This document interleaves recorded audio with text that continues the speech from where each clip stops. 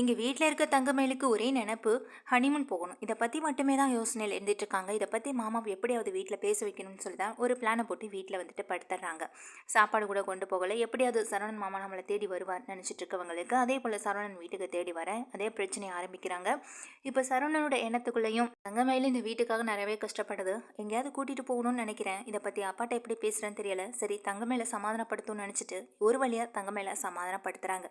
அப்போ நைட்டு வந்ததும் அவர்கிட்ட நான் இதை பற்றி பேசுகிறேன்னு சொல்லிடுறாங்க.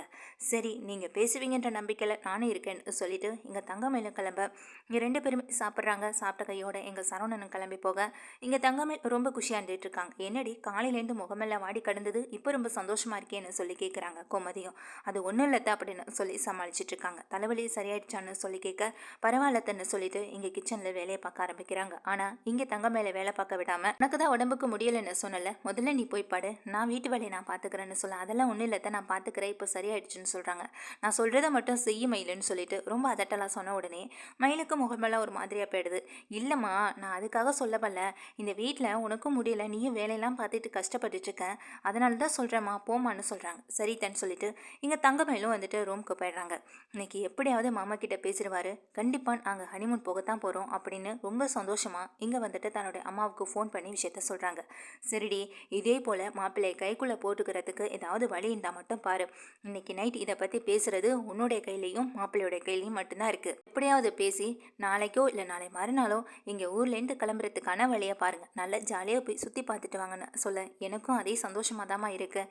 எப்படியாவது மாமா கிட்டே இன்னைக்கு நைட்டு இங்கே சரவணன் மாமாவை பேச வச்சிடணும் அப்படின்னு சொல்கிறாங்க. சரிடி நீ என்ன ஏதுன்னு பார்த்துட்டு எனக்கு ஃபோன் பண்ணு அப்படின்னு சொல்லிட்டு அம்மா பாக்கியமும் ஃபோனை கட் பண்ணிடுறாங்க. ஃபோனை வச்ச பிறகு ரொம்ப சந்தோஷமாக அதை பற்றின எண்ணங்கள்லையும் அதை பற்றின ஒரு பிளானிங்லையும் ரொம்ப ஹாப்பியாக இருந்துகிட்ருக்காங்க இங்கே தங்கமயிலும்.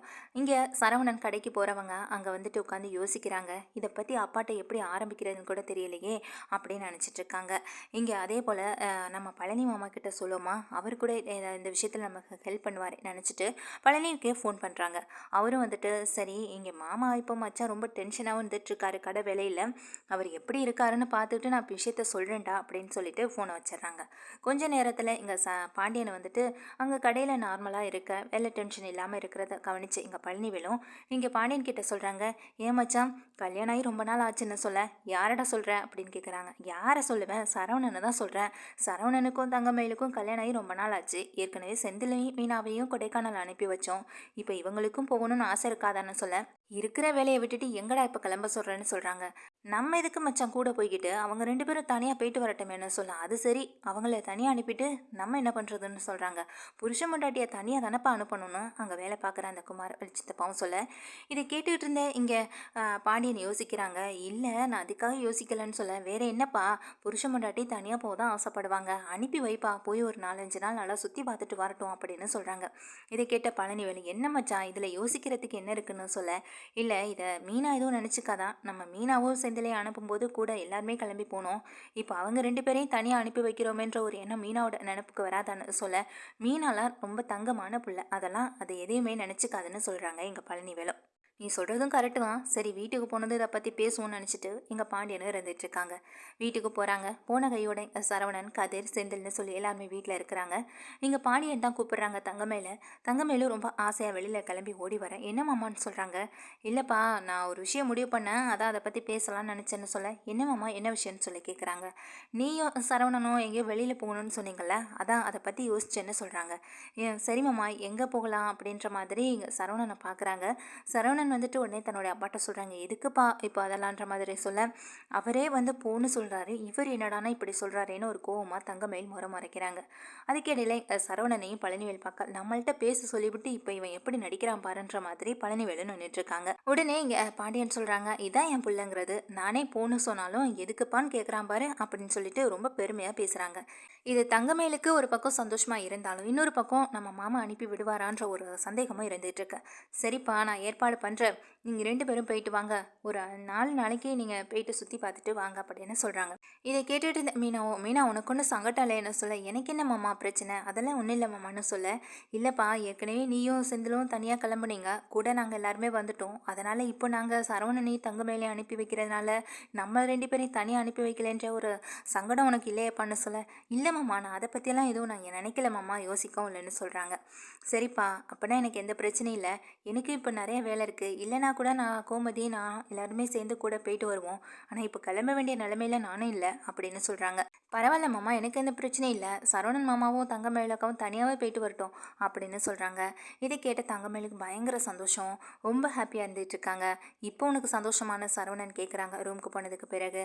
உண்மையிலேயே ரொம்ப ஹாப்பியாக இருக்குங்கன்னு சொல்ல, சரி எப்போ கிளம்பலான்னு எங்கள் தங்கமயிலும் கேட்குறாங்க.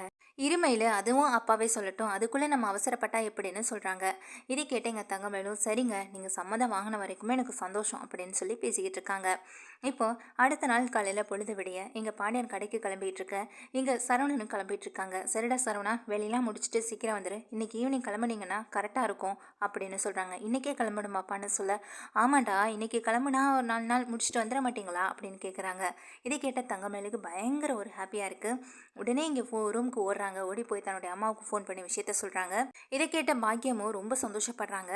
சரிடி இதே போல் நடந்துக்கோ, அங்கே போனதுக்கப்புறம் மாப்பிள்ளைக்கு இந்த வீட்டு நினைப்பே வரக்கூடாது, ஓன் நினப்பு மட்டும்தான் இருக்கணும், அந்த அளவுக்கு நீ அவரை மாற்றிடணும் சரியா அப்படின்னு சொல்ல, சரிம்மா நான் ஈவினிங் கிளம்பிட்டு அதுக்கப்புறமா உனக்கு ஃபோன் பண்ணுறேன் அப்படின்னு சொல்லிட்டு இங்கே வந்துட்டு அங்கே போகிறதுக்கான ட்ரெஸ்லேருந்து எல்லாத்தையுமே பேக் பண்ணி எடுத்து வைக்கிறாங்க. அதுக்கிடையில் எங்கள் பாண்டியனும் கடைக்கு கிளம்பி போக சரவணனும் கிளம்பி போயிடுறாங்க. பிறகு ஈவினிங் ஆகிடுது. இங்கே கோமதியும் வந்துட்டு வழியில் போகிறதுக்கு ஏதாவது செஞ்சு தரண்டி அப்படின்னு சொல்ல, இல்லத்த நீங்கள் எதுக்கு சிரமப்பட்டுட்டு அதெல்லாம் பார்த்துக்கலாத்தன்னு சொல்கிறாங்க. அப்போ மீனா கேட்குறாங்க எங்கள் தங்கமயில் கிட்ட, கடையில் வெளியில் எதுவுமே வாங்கி சாப்பிட மாட்டேன்னு சொன்னீங்க, இப்போ 4 நாள் போய் தங்க போகிறீங்களே, அப்போ அங்கேயும் சமைச்சு தான் சாப்பிடுவீங்களான்னு கேட்க, நல்லா கேட்டிங்கக்கா அப்படின்னு ராஜியும் சொல்கிறாங்க. என்ன இதுதான் சரியான நேரம்னு எங்களை கலாய்க்கிறீங்களா அப்படின்னு எங்கள் தங்கமயில் சொல்ல, இல்லை நீங்கள் சொன்னதை தான் நாங்கள் கேட்குறோம் அப்படின்னு எங்கள் வந்துட்டு மீனாவும் சொல்கிறாங்க. வேறு வழி இல்லையே, அங்கே போய் என்ன சமைச்சா சாப்பிட முடியும், போக வேண்டிய இடத்துக்கு போனால் 4 இடங்களில் வாங்கி சாப்பிட்ற மாதிரி தான் இருக்கும்னு சொல்கிறாங்க தங்கமயிலும். இதை கேட்டேன் எங்கள் மீனாவும், அதே போல் தாங்க நானும், எனக்கு ஏதாவது வாங்கணும் போல் தோணுச்சு, வீட்டுக்கு கொடுக்கணும் போல் தோணுச்சுன்னா வாங்கிட்டு வந்து கொடுப்பேன், இதில் என்னங்க இருக்குது அப்படின்னு மீனாவும் சொல்கிறாங்க. சரி எதுக்கடி கிளம்புற நேரத்தில் ஏதாவது பிரச்சனை பண்ணிட்டு விடுங்கடி, 4 நாள் தானே சாப்பிட்டு போட்டோம் அப்படின்னு சொல்கிறாங்க எங்கள் கோமதியும். சரித்த நான் போய் எல்லாம் பேக் பண்ணிட்டேன் அப்படின்னு சொல்ல, எல்லாம் பேக் பண்ணிட்டியா ஒன்றும் மறந்துடலைன்னு சொல்லி கேட்குறாங்க. அதான் நானும் யோசிச்சு பார்க்குறேன் அப்படின்னு சொல்லிட்டு எங்கள் தங்கமேலே யோசனையில் இருக்காங்க. ரெண்டு ஒரே குஷியாக இருக்காங்க பாருடி அப்படின்னு சொல்லிட்டு மீனாவும் சொல்லிட்டு இருக்காங்க ராஜிக்கிட்ட. அந்த நேரம் பார்த்து எங்கள் பாண்டியன் வீட்டுக்கு வராங்க ரொம்ப சுகமாக. என்னாச்சுன்னு தெரியலேன்னு எங்கள் டீ கொண்டு வந்து கொடுக்குறாங்க கோமதியும். ஏங்க ஒரு மாதிரி இருக்கீங்கன்னு சொல்லி கேட்க, அது ஒன்றும் இல்லைப்பா அப்படின்னு சொல்லிட்டு இருக்காங்க. எங்கள் சரவணனும் சீக்கிரமாகவே வேலையை முடிச்சுட்டு வீட்டுக்கு வந்துடுறாங்க, எங்கள் அப்பா வர சொன்னாங்க அப்படின்றதுனால. செந்தில் பழனிவேல்னு எல்லாருமே வர என்னடா ஆச்சு அப்படின்னு சொல்லி கேட்குறாங்க. இங்கே எதுவுமே பேசாமல் செந்திலும் வந்துட்டு தங்கமேலேயே பார்க்குறாங்க. என்னடா ஆச்சு சொல்லுடா அப்படின்னு திரும்பவும் கேட்குறாங்க கோமதி. அப்போ தான் விஷயத்த சொல்கிறாங்க எங்கள் பழனிவேல். அது ஒன்றும் இல்லைக்கா, இன்றைக்கி கடைக்கு ஒரு 4 பேர் வந்திருந்தாங்கன்னு சொல்ல. 4 பேரா எதுக்கு என்ன விஷயம், ஏதாவது டொனேஷன் இந்த மாதிரி எதுவும் கேட்க வந்தாங்களான்னு மீனா கேட்குறாங்க. டொனேஷன் கேட்க வந்தால் தான் பரவாயில்லையாப்பா, ஒரு 1000-500 கொடுத்தா போயிடுவாங்க, ஆனால் இன்றைக்கி வந்தவங்க லம்பாக 20,000 வாங்கிட்டு போயிட்டாங்க அப்படின்னு சொல்கிறாங்க. என்னம்மா சொல்கிறீங்கன்னு இங்கே ரொம்ப அதிர்ச்சியோடு கேட்குறாங்க. சரவணனும் இங்கே மீனாவும் ராஜியும் கேட்குறாங்க, என்ன சித்தப்பா 20,000 எதுக்காக வாங்கினாங்க அப்படின்னு சொல்லி கேட்குறாங்க. எதுவும் லோடு கீடு வந்துதா அப்படின்னு கேட்குறாங்க. லோடெல்லாம் ஒன்றும் வரலப்பா, அதெல்லாம் எப்போவோ வந்துடுச்சு, அதெல்லாம் இறக்கி வச்சாச்சு கூடல, இது வேறு விஷயம்னு சொல்லிட்டு தங்கமயிலே பார்க்குறாங்க. என்னடா வந்ததுலேருந்து அவளே பார்த்துட்டு இருக்கீங்க, என்னடா விஷயம்னு சொல்லி கேட்க சரவணனும் பார்க்குறாங்க. சரவணனுக்கும் ஒன்றுமே புரியலை. அதுக்கு பிறகு தான் எங்கள் பாண்டியன் ரொம்ப சுகமாக சொல்ல வந்த விஷயத்த சொல்கிறாங்க. என்னன்னு தெரியல, இங்கே கடன் வாங்கினாங்கன்னு சொல்லி நம்ம கடைக்கு வந்து நின்றுட்டாங்க, நம்ம யார்கிட்டையுமே கடன் வாங்கல, உனக்கே தெரியும்ல கோமதின்னு சொல்ல, நம்ம யார்கிட்டங்க கடன் வாங்க போகிறோம், கடன் வாங்க வேண்டிய அவசியம் நமக்கு என்ன இருக்குது, இது நாள் வரைக்கும் கடன் மற்றவங்களுக்கு நம்ம உதவியாக செஞ்சு தானே பழக்கமே தவிர இது நாள் வரைக்கும் நம்மளும் கடன் வாங்கினதில்லை, யாருக்கும் கடனாக கொடுத்ததும் கிடையாது அப்படின்னு சொல்கிறாங்க கோமதி. இதை கேட்டுட்டு இருந்த பழனிவேலும், இதெல்லாம் நல்லா சொல்லுக்கா, ஆனால் இங்கே தங்கமயிலோட அப்பா ஏதோ 20,000க்கும் மேலே கடன் வாங்கியிருக்காங்கன்னு சொல்லி நம்மளை வந்து பார்க்க வந்தாங்கன்னு சொல்கிறாங்க. தங்கமயிலுக்கு இது பேர் அதிர்ச்சியாக இருக்குது, என்ன சொல்கிறீங்க அப்படின்னு ரொம்ப அதிர்ச்சியோடு கேட்குறாங்க. ஆமாம்மா, உங்கள் அம்மாவும் அப்பாவும் சேர்ந்து தான் 20-25 ரூபாய் பணமும் கடனை வாங்கியிருக்காங்க, அந்த கடனை திருப்பி கொடுக்கலன்னு சொல்லி நேராக இந்த கடையில் தான் சரவணன் வேலை பார்க்குறத நினச்சிட்டு மாப்பிள்ளைகிட்ட வாங்கிட்டு போகலாம் அப்படின்னு நினச்சிட்டு இங்கே வந்திருக்காங்க. ஆனால் சரவணன் தான் இங்கே இல்லையே, அவன் தனியால் வேலை பார்த்துட்டு இருக்கான். இது தெரியாத அவங்க எங்கள் பாண்டியன் கிட்ட வந்து சத்தம் போட ஆரம்பிச்சிட்டாங்க. நல்ல வேலை மச்சான் ஏதோ ஒரு நல்ல நிலைமையில இருந்ததுனால அவனுங்க தப்பிச்சானுங்க, இல்லைன்னா அவ்வளோதான்னு சொல்கிறாங்க. இப்போ என்னங்க பண்ணீங்கன்னு சொல்லி கேட்க, வேற என்ன பண்ணுறது, சம்மந்தி வீட்டில் இந்த மாதிரி ஏதோ அவசர தேவைக்காக கடன் வாங்கியிருப்பாங்க போல். அந்த பணத்தை இப்போ நம்ம கொடுக்குறதான அவசியம், அதுதானே முக்கியம். அதனால தான் இவங்க ரெண்டு பேரும் ஹனிமூன் போகிறதுக்காக எடுத்து வச்சிருந்த 20,000 பணத்தை அவங்கக்கிட்டே கொடுத்துட்டேன் கோமதி அப்படின்னு சொல்கிறாங்க. இதை கேட்ட சரவணனும், என்னப்பா சொல்கிறீங்க அப்படின்னு சொல்லி கேட்க, ஆமாண்டா, நான் ஈவினிங் வந்து அவங்க ரெண்டு பேரையும் வழி அனுப்பி வைக்கலாம் 20,000 பணத்தை கொடுத்து அப்படின்னு நினச்சிட்டு தான் கிளம்புனேன். அங்கே வேற ரூம் செலவு தங்குற செலவு அப்படி இப்படின்னு நாங்கள் போனப்போவே ஒரு அமௌண்ட் எகிரிடுச்சு. நீங்கள் ரெண்டு பேரும் போனால் ஒரு 20,000 தானே வரும். அதனால தான் கடை கணக்குலேருந்து நான் 20,000 பணத்தையும் எடுத்து வச்சுருந்தேன்.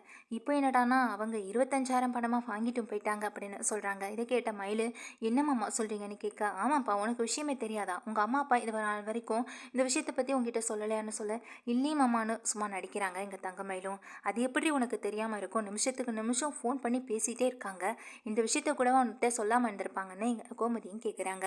இதனால் எந்த பதிலும் சொல்ல முடியாமல் தலை குனிஞ்சு நிற்க, இங்கே சரவணன் சொல்கிறாங்க, பரவாயில்லப்பா அப்படின்னு சொல்லி பேசிகிட்டு இருக்காங்க.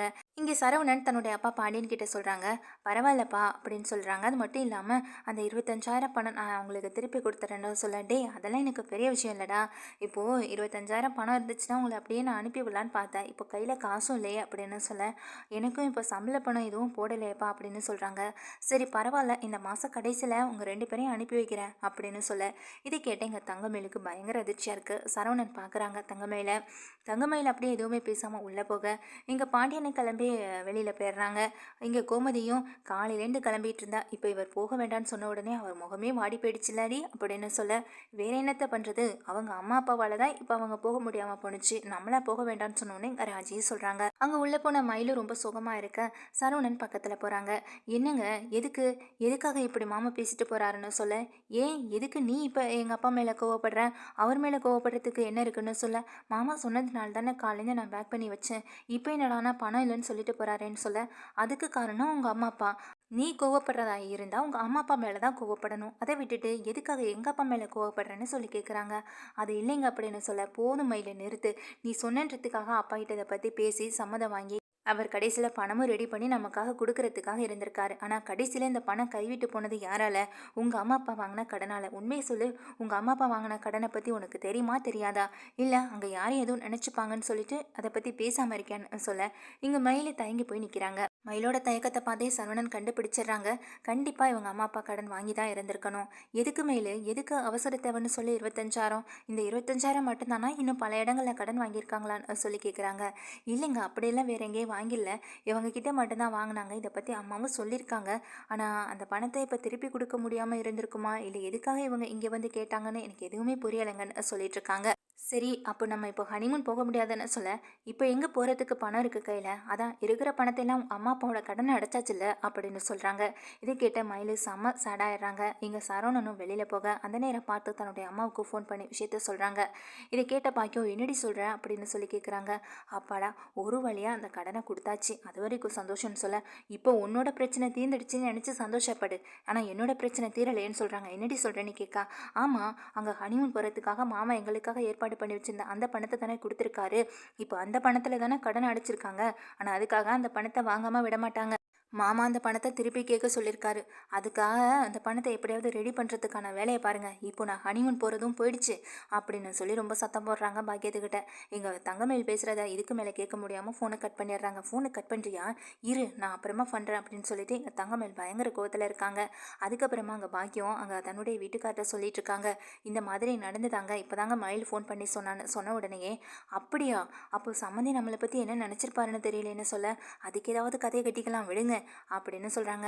இருந்தாலும் அந்த பணத்தை எப்படி ரெடி பண்ணி நம்ம கொடுக்க போகிறோம்னு தெரியலேன்னு சொல்ல, எப்படியும் சம்மந்தி நம்மக்கிட்ட இந்த பணத்தை வாங்க மாட்டாருன்னு சொல்லிட்டு இருக்காங்க. ஆனால் அதே நேரம் எங்கள் வீட்டில் கோமதி கிட்ட பாண்டியன்னு சொல்லிட்டு இருக்காங்க, 25,000 பணங்கிறது நம்ம வீட்டு பணம், நம்ம கஷ்டப்பட்ட பணம், யாரோ ஒருத்தவங்க கடன் வாங்கினாங்க, அவங்க கடனை அடைக்கணுங்கிறதுக்காக அந்த பணத்தை நான் ஈஸியாக தூக்கி கொடுத்துட்டேன், அதுவும் இல்லாமல் சம்மந்தி வீடுன்றதுனால தான் நான் தூக்கியே கொடுத்தேன், இப்போ அந்த பணத்தை வாங்காமல் இருக்க முடியுமா கோமதின்னு சொல்ல, அதுக்காக அந்த பணத்தை கேட்டு அவங்க வீட்டில் போய் நிற்க வாங்க முடியும்னு கோமதி கேட்குறாங்க பாண்டியன் கிட்ட.